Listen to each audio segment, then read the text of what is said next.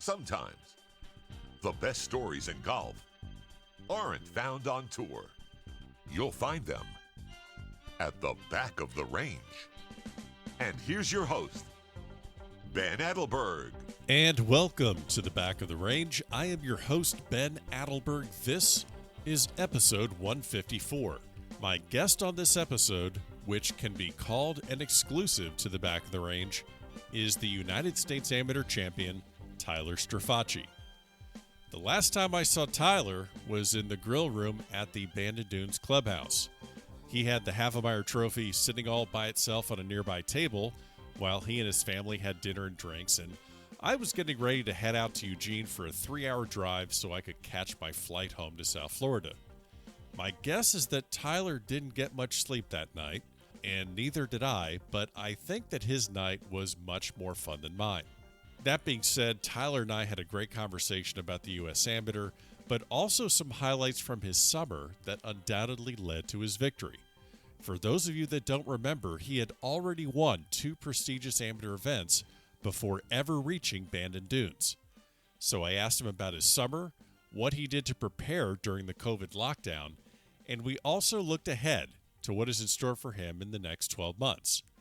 Before we get to this episode, I really can't thank the Strafaci family enough for the all-access pass during the entire week at the U.S. Amateur. They were always accommodating, incredibly genuine, and I think you are really going to hear that when you listen to this episode with Tyler. So I promise I will get you some of my thoughts and reactions from the U.S. Amateur and my experience in Bandon Dunes, but let's get right to this episode with the United States Amateur Champion, Tyler Strafaci. Tyler, how are you? Good. How are you doing? Well, this is awesome. We're both dealing with the same kind of jet lag and getting back to normalcy as best as we can. I came back to a day job and 300 emails. You came back with the Havemeyer Trophy, so you're winning right now. I think the last time we saw each other was Sunday night, at Bandon Dunes with that trophy in your hands. And when we were trying to schedule this, we were kind of joking. I don't know what your 48 hours is going to look like. So tell me what your 48 hours have looked like since picking up the U.S. Amateur Championship. Yeah. So, it's been crazy now. I'm pretty spent from just all the emotions and whatnot. But when I got done with the tournament, pretty much me and my family went inside and we had some drinks with the USGA officials and kind of thanked them for all their support. And it was just kind of cool to just celebrate with the tournament committee.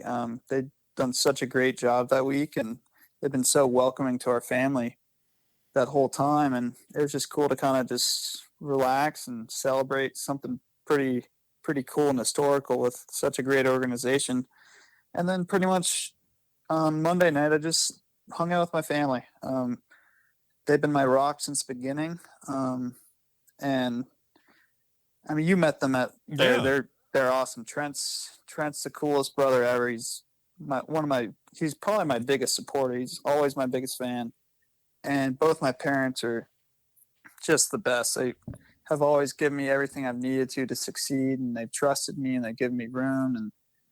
And just to share that whole night with them, and just they all took pictures with the Havemeyer for the first time, and that thing in my dad's hand he would never let go of it. He's been wanting to touch that thing since he was a kid and listening to his father talk about that tournament. Sure. So it was cool. That's something I'll probably never forget more than anything, is just reminiscing with them about something we've been dreaming about talking about doing in the family since I could ever remember starting golf. Yeah, it must be such a cool thing where you win this thing for yourself, but then when you step back, even as quickly as Sunday night, you step back and you realize, wow, this is not just for me. There are people that it gets in their hands, and you realize just the magnitude of that achievement. Yeah, it just shows that when you're out there, you're obviously playing for yourself, but how you play and how you act and who you are really has an impact on the people around you that love and care about you. So it was just a really cool moment to just get a very authentic kind of night with my family that I know I'll never forget. And it definitely is something that me and my brother are going to tell our kids about, and it's just amazing. I can't even describe it. Well, it's a great achievement. I definitely want to ask you a couple things about the U.S. Amateur, and but before we do that, people that may be watching the coverage on Golf Channel, obviously they would hear the narrative about your family, about your grandfather who won the U.S. Amateur Public Links back in '35, and obviously won the North and South, which you won earlier this summer as well. So you have two Strafacis on that trophy now. But I kind of wanted to go back to something where perhaps if someone doesn't know your playing career, doesn't know your achievements prior to the U.S. Amateur, they would think, how does this kid get through all these tough matches? How does he have the poise? But this is not the first big stage you've been on in a USGA championship. You qualified, got through sectionals at the 2018 U.S. Open at Shinnecock, and this was a 6-for-1 playoff at the Bears Club down here in Palm Beach. A very difficult course. So, a lot of people are going to say, well, how did you get through the USAM? And I'm guessing you drew on some of the experiences in getting through a 6-for-1 playoff into a U.S. Open. And I'm guessing if someone was asking you right after that achievement, you'd be like, I don't know, this is a blur, just like people are doing now when you win the U.S. Amateur. What did you take out of that experience of getting into the U.S. Open in 2018? Yeah, so I would say how you said about how does he do everything that you do up until that moment in time adds up. And if you do enough right things over a period of time, you have potential to having a really cool moment that you're going to remember for the rest of your life. But yeah, playing in my first U.S. Open when I was a teenager, that was my second professional event I'd played. I played in the Valspar before, and that was my second one, and it was unbelievable. You play the hardest major that's been played since probably the last time it was there, and you kind of get thrown into a whole deal about different style of golf and learning how to grind and make pars. And again, that stuff plays dividends when you play a tough course like Bandon Dunes. But like you were saying, the 6-for-1 playoff, that was insane. I pretty much had a birdie every hole to get through.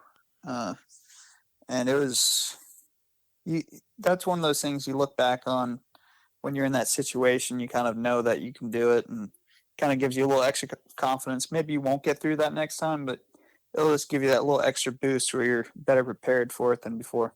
You obviously, everyone else that was playing collegiate sports, especially college golf, your season ended right around early March, and I'm just looking at what your season was looking like in the spring. You had a nice finish in Hawaii, and then a couple low finishes, whether in Puerto Rico, I think it was a T65, and then Southern Highlands was really the last event you had. You had a T30 there. So really nothing happens as far as competitive golf between March and July. And then you come firing out of the gates. You win the North-South, then you win the Palmetto, and obviously what you did at the USAM. I'm just curious, and probably a lot of people are curious as well, what the hell happened with you between March and July that got you prepared to go on this incredible run? Yeah, again, it probably came as a surprise to a lot of people. But truth of the matter is, I worked my tail off in the quarantine period. Sure. I was really upset about how the season ended, and it's kind of one of those things that you have those conversations with your parents, and it was just one of those great conversations that really they needed to have at that moment, where they're like, you can be upset and bitch and whine all you want, but if you don't get better from this, what does it matter? Right. Like, you have to use this as a positive experience, and a lot of people are going to kind of get down on stuff, and they're not going to work, and they're going to go backwards. And you could be one of the select few that works harder than anyone and gets better. And it was cool that I really did want to approach this whole thing of negativity and horrible stuff going on in this world, that it's out of our control, but it's happening, and treat it as a positive and try to elevate what's going on in my life moving forward, and try to get a clearer future path after college. So you work with Todd Anderson, who's your coach. I know he was there on site at Bandon Dunes. Give me an idea if you can. I mean, maybe not an hour for hour breakdown, of course, but are there specific things that you identified that with your coach that needed to get worked on between March and July? Are there things that you specifically targeted, whether it's adding length, adding size, tightening up the short game? Tell me about your preparation during those months. Yeah, so I remember having a conversation right after. I mean, this was back in December, and I didn't really have enough time to work on it before season started. But he pretty much told me, and he told me right after college got canceled, we talked and whatnot. And he's like, if you can't get these certain things in your swing down, you're not going to be able to play on tour. You're gonna have those good weeks, and you're gonna have some bad weeks, but you're not going to be that consistent where you can compete and win at the highest level. Right. And that kind of hit hard because, I mean, if you've ever met Todd, he's one of the more honest people. He's been around the best players in the world, and he didn't sugarcoat it. He told me how it was. He wasn't poofing me up to being something that I wasn't. He was telling me who I was and what I needed to become. But he pretty much told me that I needed to get my arm playing up top was getting pretty steep, and I was lifting and not turning. So he pretty much, that's why I tucked my shirt underneath my arms. It kind of helps me turn a little better Right. on the way back. And I have this flaw in my downswing where I have a little bit of early extension, where my butt kind of comes off a line at impact and I don't have as much space. But that's kind of one of those things that we've been working on, and it's gotten better since we started, but it's one of those things I'm going to have to work on for the rest of my career. Okay. All right. So, so you get through these, I mean, you spend those months wisely, so to speak, as far as getting prepared to play North-South. And again, you win the North-South, you win the Palmetto. You go play the Western, which you've had success in the past at there, but missed the cut this time. But now you're coming into Bandon Dunes. I spoke to basically some of the other guys that won, I guess the four majors, so to speak, this summer, I guess, leading into the USAM, whether it's the North-South, the Sunny Hannah, the Western, and the Southern.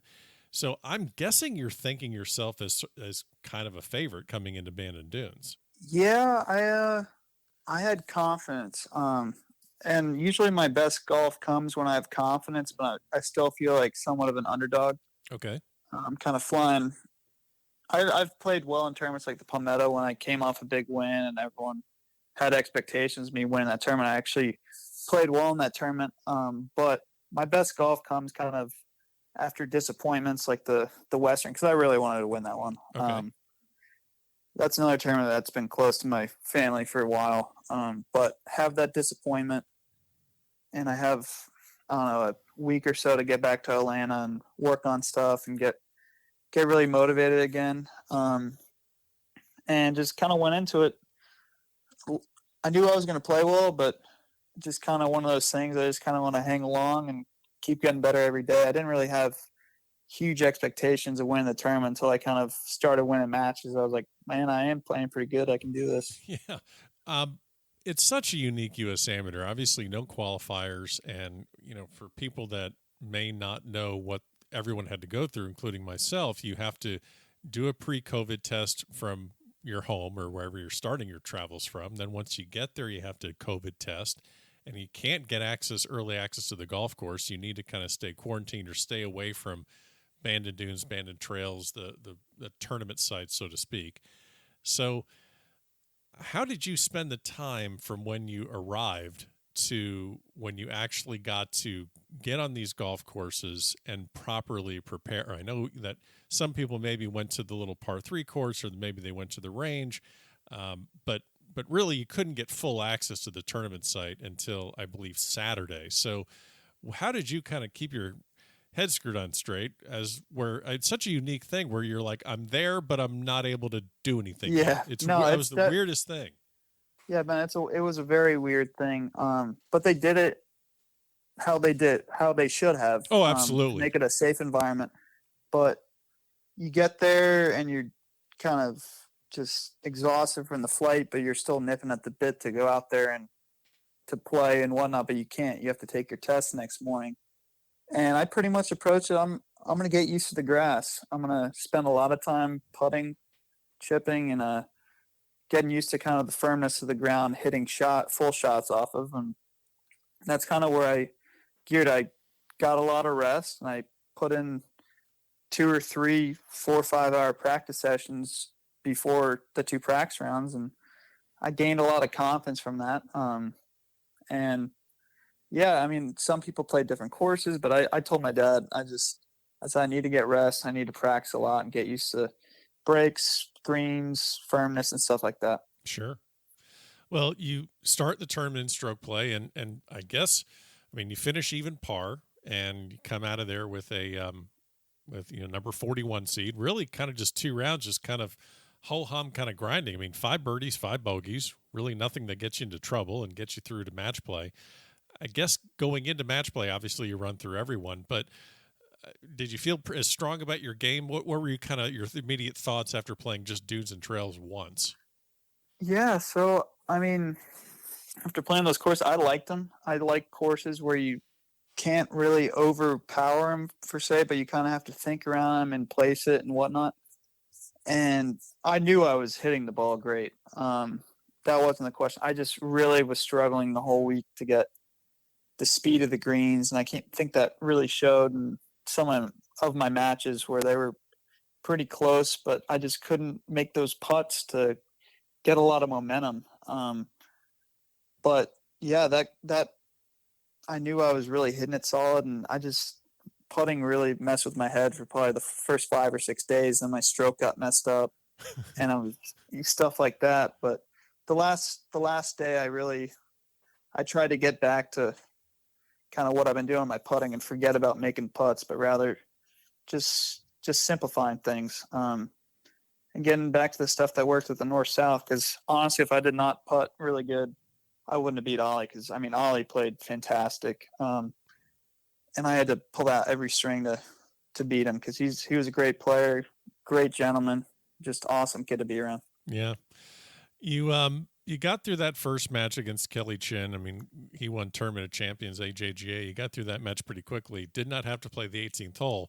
And the 18th hole and you have a very interesting relationship, because it really went to, I mean, all different types of things happened. Obviously, there's a lot of coverage over the ruling against Segundo with his caddy testing the sand.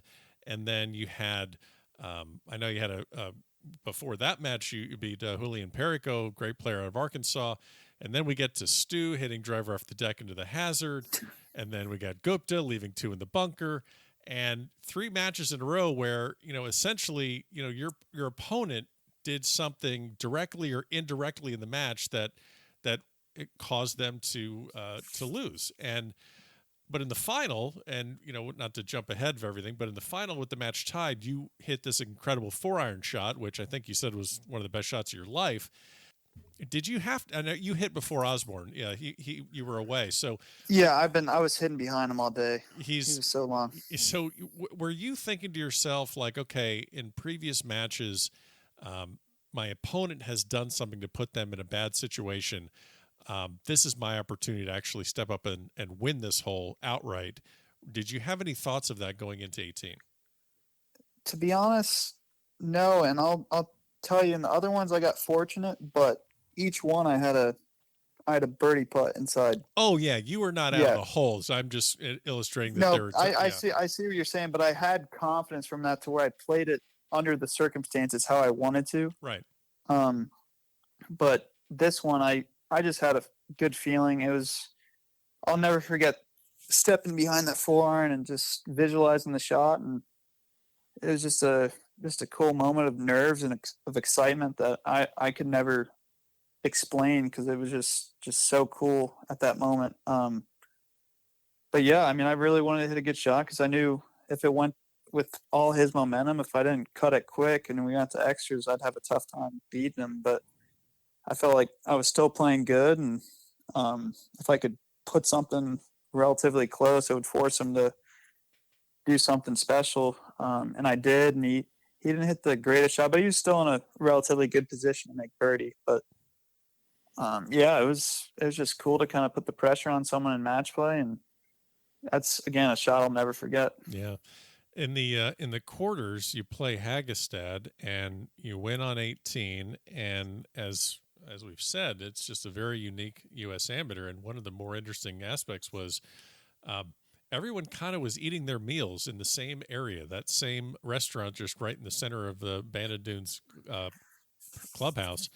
And you'd see guys just eating their meals, maybe like a table away from a guy that either beat them or they were able to beat. And I think one of the more interesting things I've noticed that entire week was you beat Stu 1-up, and then about a half hour later, it's you and your parents, it's Stu and his parents, and then, oh yeah, that guy that was hanging around all week, Captain Nathaniel Crosby of the Walker Cup team. Yeah. And that was just one of the more cooler things. And I was kind of peeking my head in, just trying to just see if I can get a vibe on what that was like. But I'm guessing the conversations there were kind of lighthearted, but I can't imagine that Stu or Captain Crosby didn't give you some words of advice about moving forward.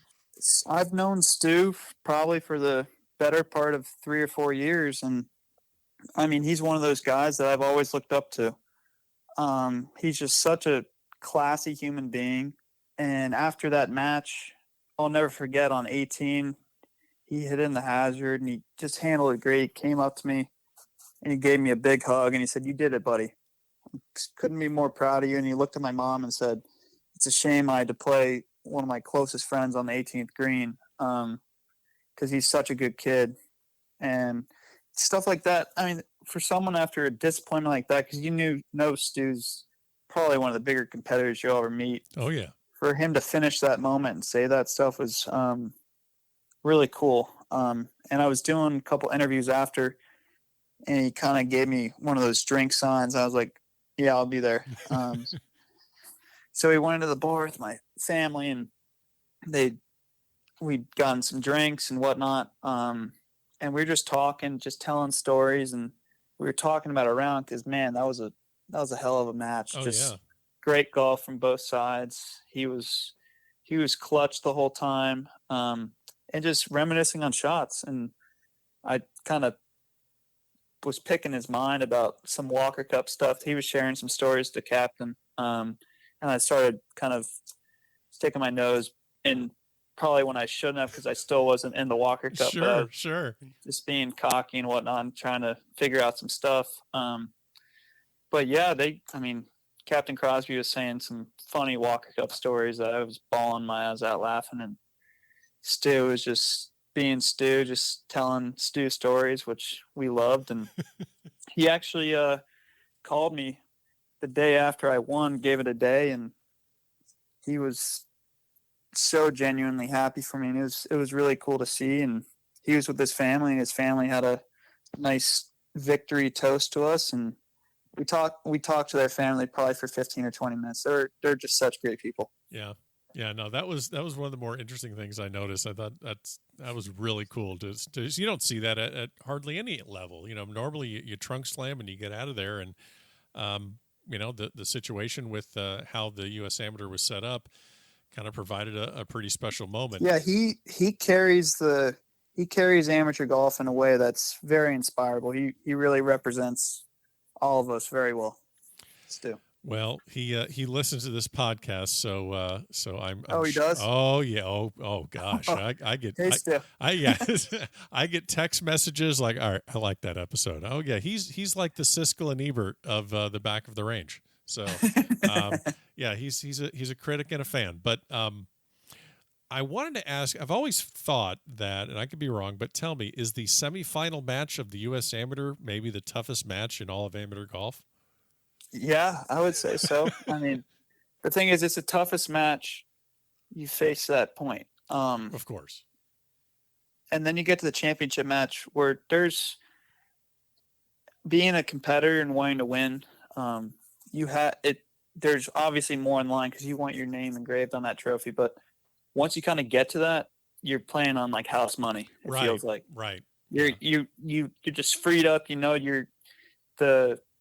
For me, being a senior, kind of with amateur golf kind of closing in and kind of being done and having a little bit of college left, it was huge because you have those opportunities after college. So you're kind of freed up and you're just excited to play. And that was one of the things I told Ollie on the first tee. I said, let's just play the best rounds of our life and just have a blast out there.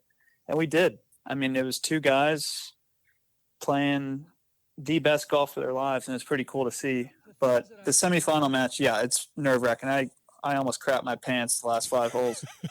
I had to check my shorts at the end of the round because it got bad. I saw your post round after the semis and your post round after the finals, and you really looked like a wreck after the semis. I think that one hit you more emotionally than actually winning, unless you just held it. Okay, because it looked like that one was just.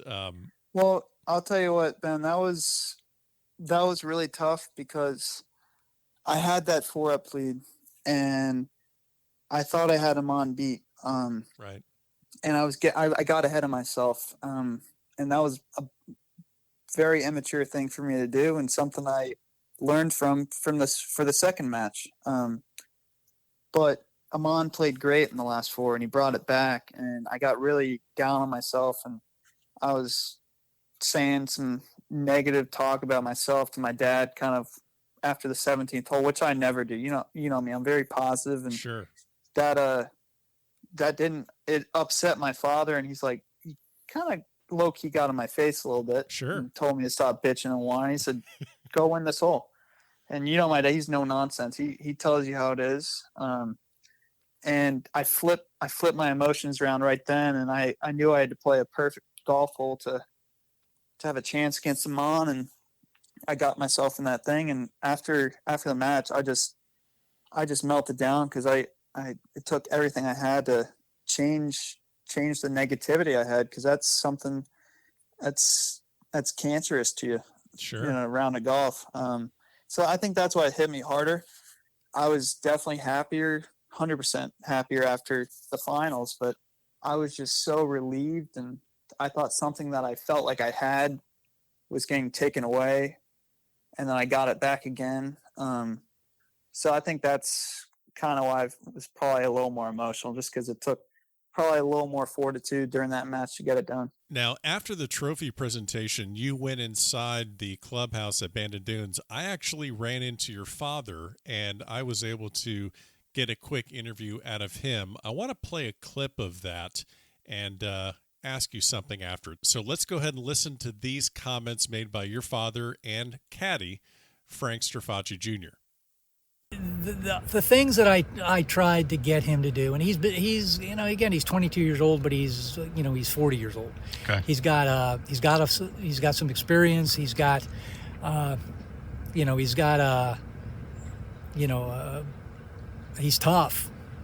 He's tough. He's a really good kid, but he's tough. He's got some hard edges to him from the standpoint that he's kind of built for this. Mm-hmm. He gets ahead of himself. So that's usually what I try to do. I just try to get him to just stay in the moment. And he spent last night with Todd Anderson. He was out here after he played on the putting green talking to Todd for about a half hour. And I overheard the conversation, and Todd was basically just telling him, just talk things through. He got a little ahead of himself, and he got angry at himself. He lost a hole in the morning, the 8th hole. The 7th hole carried over to the 8th hole. 7, he hits driver, and he shouldn't have hit driver. Should have hit 3-wood. Hits it down to the bottom, has a really hard shot, and I thought hit a really good shot and spins off the green. He loses that hole, and he didn't let it go. That's him. He's a perfectionist. Didn't let it go. He's walking to the next tee talking about it, and that's his biggest flaw. He's too much of a perfectionist, so that's generally what I try to get him to do. Just go out and control the things that you can control. That's pretty cool. So you just listened to what he said. Tell me a little bit about what he means by you have these hard edges. I mean, one, on a golf course, I can be, when I'm in my own mind, I can be some sort of an asshole. I mean, I'm not going to lie. Perfect. I'll like say stuff to my dad where if he wasn't Italian, he'd he'd probably walk off my bag, but he'll say something back to me with some profanity that'll get me fired up, and he's a good mix for me. But that I'm a very quiet person during tournaments. Okay. I don't really talk to anyone. I'm kind of shut out from stuff a little bit. I don't really talk to my friends during tournaments. I'm just really in the moment.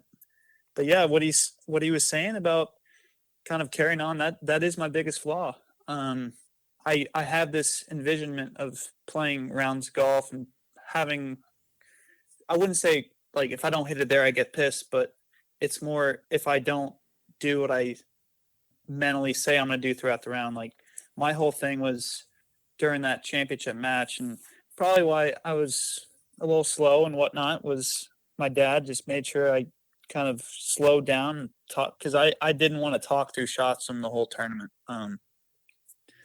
But he really made sure on the last day that I talked through, and I made out a promise. I said every single shot I'm going to hit during this championship match, I'm going to hit like it's the shot of my life. And it's the last shot I'm ever going to hit. Even if it was a 2-footer, I was grinding that sucker to death. I was so friggin' exhausted at the end of that round. Oh, I bet. Good. But yeah, I got pissed at myself on 7 and 8 because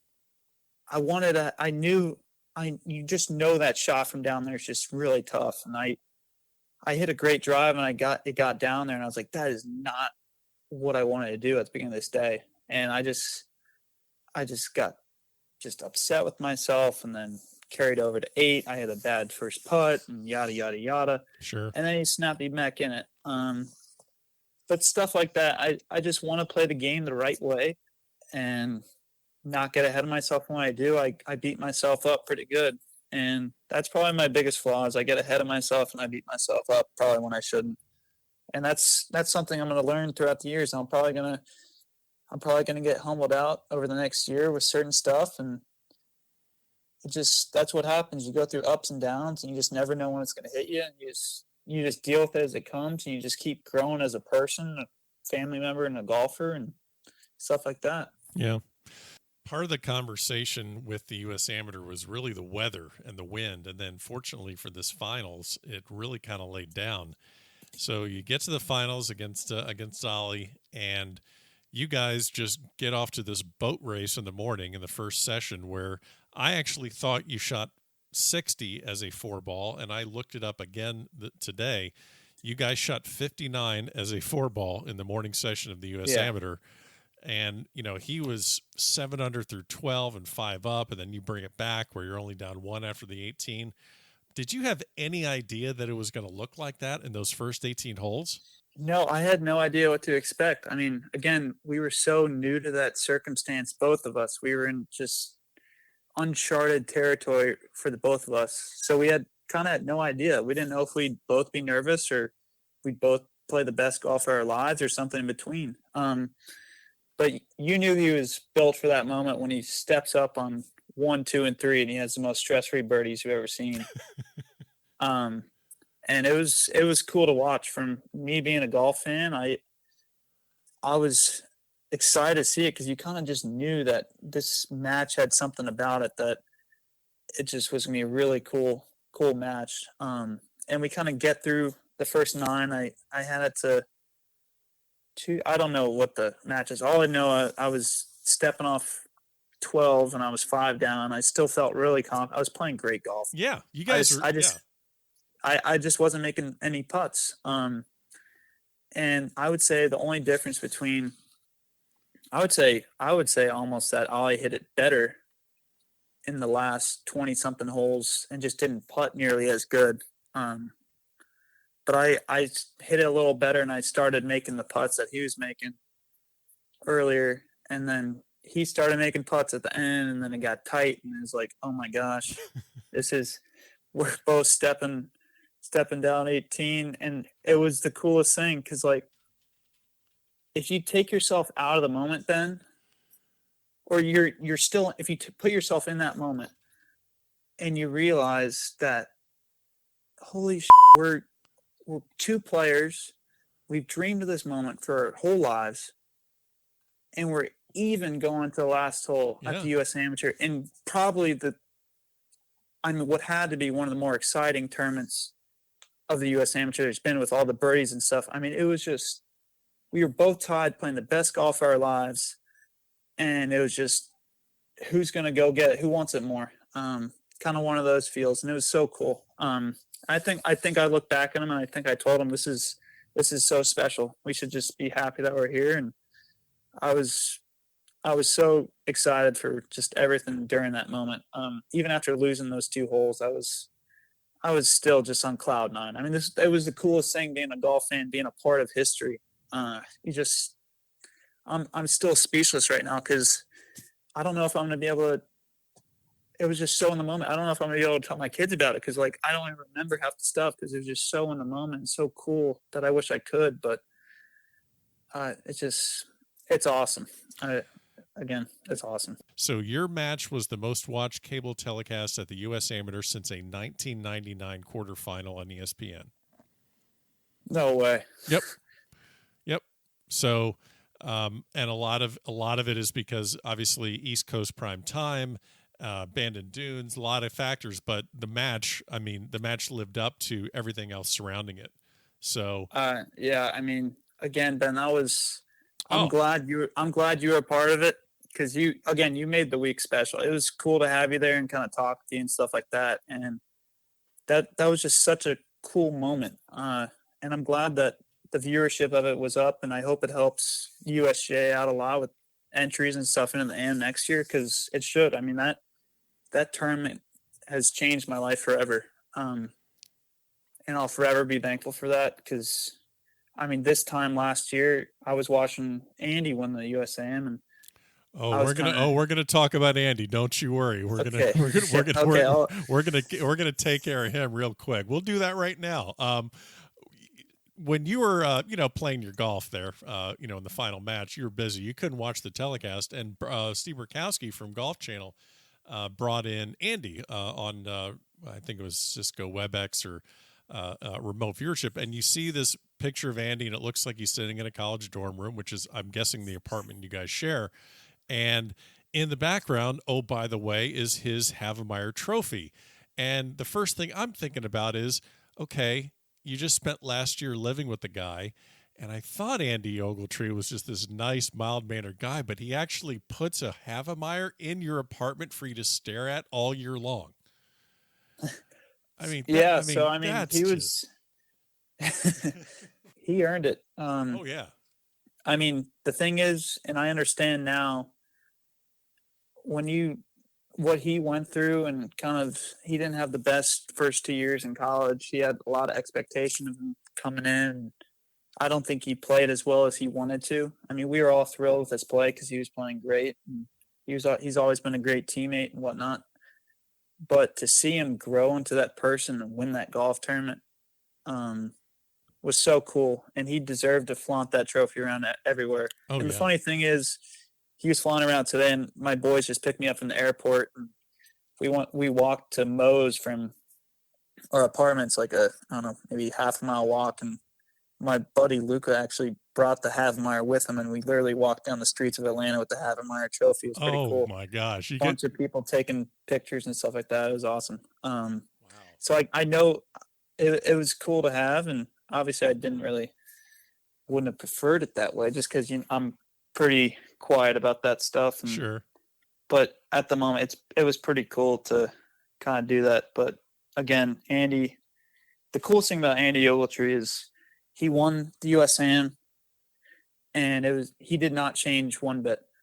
Personality-wise, how he treated people. If anything, he became a better human being, which is very, very cool to say. And I'm very lucky to call him a close friend, because I know he's one of those guys that'll do anything for you, which is kind of cool. And to join his name on that trophy it's almost as cool to me as being on that trophy with anyone else, if not cooler. So I'm just glad to be on there with him. He's such a cool kid, nice kid, very genuine, and he's got the world ahead of him. one thing I was going to actually ask you about being around Andy for this year and seeing all that comes with being a U.S. Amateur champion. Now, his is a little different than yours. I mean, you're both going to get a spot on a Walker Cup team. I mean, he got it for 2019, but he was basically whisked away, basically almost directly from Pinehurst to a Pinehurst practice session and then off to Hoylake. You have a little time between the U.S. Amateur and the Walker Cup next year at Seminole. But what are some of the things that you saw he had to experience, manage, deal with? I mean, it's a great positive, but there's also, he's not just another collegiate golfer anymore. What are some of the things that you saw that maybe you're going to have to keep an eye out for as you manage the next, year of playing at Georgia Tech? We're at his level. You start getting critics and people that talk somewhat negatively about you, and you realize once people are starting to talk negatively about you, you've made it, and you're in a really good spot. So I would think that would be one of the things that you kind of expect, sure. Which is so new. I mean, I've always been kind of a nobody in golf, and not anymore. Sorry, that's not done. Anymore. Well, it's just weird. You know what I mean? It's just like I've never thought of kind of I've thought about it, but I've never put myself in that position to where like I know what it's like. So it's just so new to me. But obviously you have a lot more expectation on you from people. A lot more people start caring about you, and he's really done a great job of sticking with his core group of people that he loves and cares about. He's just a very mature human being with how he handles that, and it's definitely something I'm going to be talking to him about, because I mean, there couldn't have been a person that's handled the last 12 months better than he has. So yeah. I'm definitely going to be talking to him a lot about it. Well, I will get you out of here on this one. You had your dad on the bag the entire week. I know he was on the bag for you, the North-South. Give me a good Frank Strafaci Jr. story from this week at the U.S. Amateur that maybe we didn't see. Maybe something in between rounds. I'm sure there's got to be just one that, whether it's on the golf course, whether you're saying, hey, Dad, back off, I got this, or some of those lighthearted moments. I'm sure there's got to be a good one. I mean, we both know it's a guy who knows more about golf than anyone. Sometimes that's not his downfall, but he loves chirping about it, and he loves kind of talking. And there were times in the every match where he was talking about strategy when one of the guys is about to hit, and I look over at my dad. I'm like, shut up. Like, I mean, this is stuff that, like, I'm lucky to have you on the bag. Why would we share it with someone? And he's talking. He's like, oh, okay, I'll be quiet. So one of those. So we step up on the 14th hole this week, and I think I told you a story earlier, but so it was foggy. No one could see anything. And that was one of the tough things. You had to pick a line. It took a good bit of time to kind of, once you found that, you had to commit to it, and you couldn't see literally 150 yards ahead of you. And you couldn't see the green on 14. We knew it was reachable. And Ollie was talking with his dad, and we were kind of both in the same area. And my dad starts talking about the line. And I'm like, Dad, shut up. He's like, I think it's over like the center. I said, Dad, stop. And I think Ollie looked at me and gave me a smirk because he knew I was trying to not tell him where the line was. Sure. Ollie just, I knew off the bat because I knew they were going to play that hole up throughout the week. And I kind of had glimpsed where the pin was and the green was, because the tee was at a different angle than we played all week. So the green was in a different spot. Right. So I knew exactly where the pin or the green was. Well, I just had that feeling. You probably looked and saw the pin as you were walking down 13, the par 5, weren't you? You couldn't see that. Oh, that's right. It was tucked. It was tucked. Well, no, the thing is, you couldn't see that close, or you couldn't with the fog and all that. Okay, you couldn't see it. You couldn't even see it. And we played it there earlier, but the thing is, you couldn't pick up that angle from where it was. It's not a blind shot. I actually walked with Robbie Zonik the day after, and you could see the pin from the tee. It wasn't blind. So he was talking. I said, Dad, just come on, just be quiet for 1 second. kind of one of those things. He's got a big Italian mouth on him, I'll tell you that much. And Ollie he rips a 3-wood, and you can tell it's very similar to where he wanted to hit it. My dad actually said, "Great shot, Ollie." And I turned to my dad, and I pretty much said that I'm going at the right edge of the right bunkers. And he looks at me and he's like, "What are you talking about?" He said, "You have to go." I said, "Dad, trust me." So I hit this shot, and he immediately says a 4 right sign, just big old 4 right, points way right. And I didn't like it because I missed it, and I just didn't clip it, which I'm glad I didn't. And I couldn't see the ball, so I'm like I'm looking down, trying to listen or something like that, and we're walking up, and you kind of hear subtle applause. And I look over at my dad, and I said, "Dad, you were 40 or 50 yards off on your line." And he's like, "I know, bud. I know." And that was pretty cool. I was to the right of 14 fairway when you hit that. So I saw Ollie hit first. I didn't hear much. And then I saw you hit, and I saw the 4 right, and I'm looking down the right side, and I don't see anything. And then I hear this applause, and I'm like, all right, well, that's kind of odd.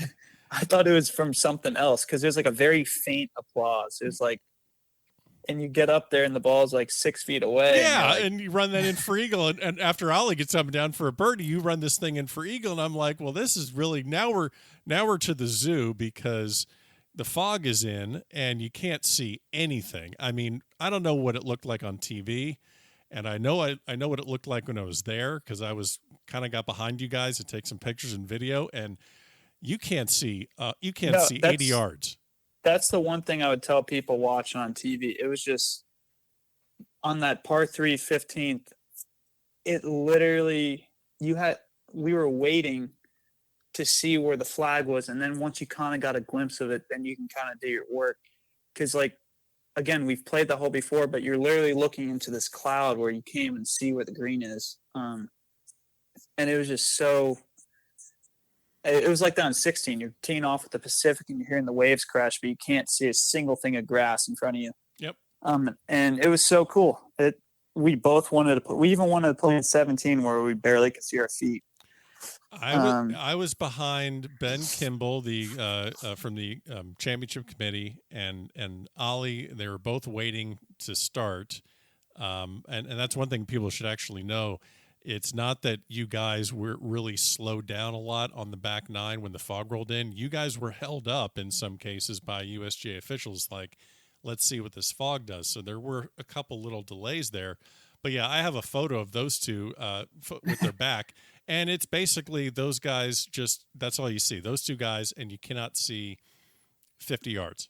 Yeah, I'd love to get that photo from you, because I feel like that'd be really cool. I think I have one of you as well. I might have a couple pictures of you from the U.S. Amateur. I think I can hook you up with a couple there. So, but it was funny. He literally hit that golf shot, and within a second, he looks over at his dad, like wondering where it went. It was like, or something like that, because it went a little right, and it was still in the right center of the fairway, but he just immediately after contact, he just could not see the ball. That has to be so horrifying. You're tied or one down or whatever it is. I mean, between 13 to 18, you guys are all within, let's see. Yeah, you guys are tied on the 31st hole, so that's 14, 15. That's 13, 14, 15. Yeah, so the 13th hole you're tied. After 13 you're tied. And then really 1 up, 2 up, and then comes back. But anyway, you're right around each other. That has to be absolutely horrifying. You work all week to get this final match, and you're stepping up with whether it's irons or driver or whatever, and you can't see a damn thing. I mean, how do you hit that shot? Well, it's just, you don't want it to end like that. And luckily the fog really rolled out going into the 18th hole. But the thing is, we were so zoned in, and we wanted to beat each other's asses so bad that we didn't care about some fog. Okay. It was more like, for me at least, I never thought they should have suspended on 17. It was getting pretty thick, but I don't even think Ollie wanted to stop. I think we both just wanted to keep going, even if it took a little more time, kind of finding balls and stuff. We were just so in the moment. it was cool because it was just, again, we were hitting great shots, great after great shot, and we knew where the ball was going. Right. We might not know where to hit it, but we knew where the ball was going once we kind of found a target. So it was cool. I don't think either one of us wanted to stop just because it's going to be cool to say that we both played our last 4 holes barely seeing anything. I think I was standing next to you as you were coming up to the 13th tee, and that was probably the first couple holes where the fog became a factor. And I just remember you walking up to the tee box on 13, just saying, "This is so cool." And, it was unbelievable. Yeah.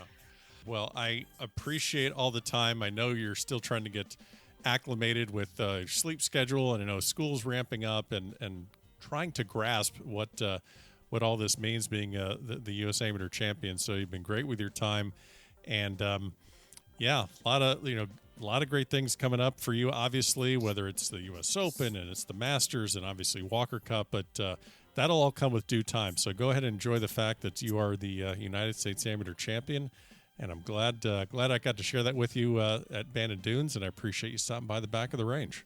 Yeah, thanks for everything, man. You really made this week special, and I'm looking forward to doing this again.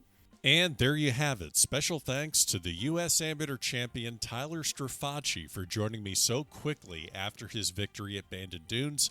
Don't forget, follow along on Facebook, Twitter, and Instagram.